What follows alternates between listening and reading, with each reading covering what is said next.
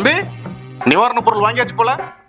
என்னப்பா, நான் உன்னோட எம்எல்ஏ, உனக்காக வேட்டியை மடிச்சு கட்டிட்டு களத்துல இறங்கியிருக்கேன். என்னப்பா பாக்குற? இல்லையா, இந்த ஏரியால நான் 20 வருஷமா இருக்கேன். இது வரைக்கும் 1000 பிரச்சனை எங்களுக்கு இருக்கு. நாங்க 5000 கம்ப்ளைண்ட் கொடுத்துட்டோம்.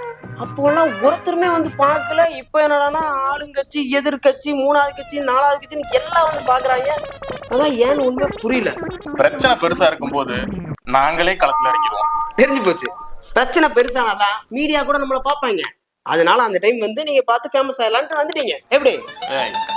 20 வருஷமா உன் ஏரியால பிரச்சனை இருக்குன்னு சொல்றல, எத்தனை டைம் ஓட்ட நீ மாத்தி குத்துன?